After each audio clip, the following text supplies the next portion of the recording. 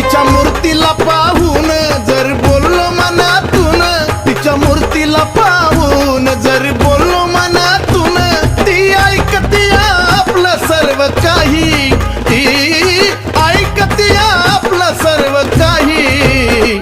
अहो ती डोंगराची माझी येडमाई, अहो ती डोंगराची माझी येडमाई, कोणाचा विश्वास तुटू देत नाही.